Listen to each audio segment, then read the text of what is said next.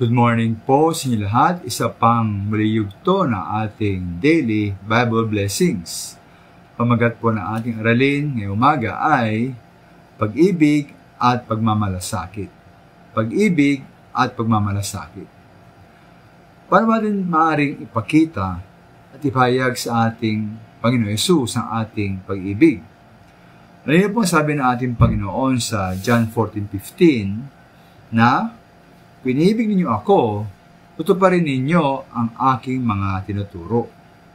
Natagpan nyo ng ating Panginoon sa verse 21, sabi niya po roon, ang tumatanggap sa mga utos ko at tumutupad nito, ang siyang umiibig sa akin.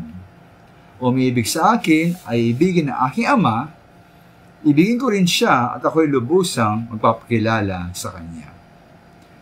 May maminamahal sa anong paraan naman kaya, umapat ka na paraan, natin maaaring sundin ang mga utos ng ating Panginoon Yesus. Sa magitan nito, ating makapahayag, ating mapakita sa Kanya ang ating pag-ibig. Magandang larawan maminamahal dito ay ang sagot na ating makukuha. May kita sa Juan Kapitulo 21. Doon po tatlong beses na ating Panginoon Yesus tinanong si Pedro kung siya ay umiibig at kung minamahal niya ang kanyang Panginoon. Na nag-opo si Pedro, sabi ng Panginoon Yesus na alagaan niya ni Pedro ang kanyang mga tupa at 2 beses po, sabi ng Panginoon, na pakainin ni Pedro ang kanyang mga tupa. Kaya po isa palang pinakapayak na paraan na pagpapakita at pagpapahayag ng ating pag-ibig sa ating Panginoon Yesus ay sundin siya sa magitan ng pagpapakain at pangalaga ng kanyang mga tupa.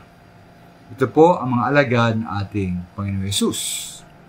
Hindi lamang pala ang pagsunod at pagpapakita sa ating Panginoon sa ating pag-ibig ay sa magitan halimbawa ng panalangin, pag-aaral ng Biblia, pag-awit para sa ating Diyos, o pagdalo sa panambahan, o pagkabahagi ng Ebanghelyo. At makita po ating pag-ibig sa magitan ng pagmamalasakit sa kanyang mga tupa. Kaya nga po sa Matthew 25 ng Biblia, magmalasakit din tayo sa mga alagad ng Panginoong Yesus. Lalo na ang mga gutom, mga uhaw, mga dayuhan, walang maisuot, nagkasakit, at nabilanggo. Lalo na po ang pinakahamak sa kanila.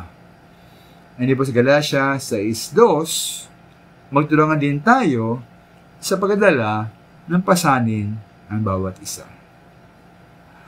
Maraming salamat po.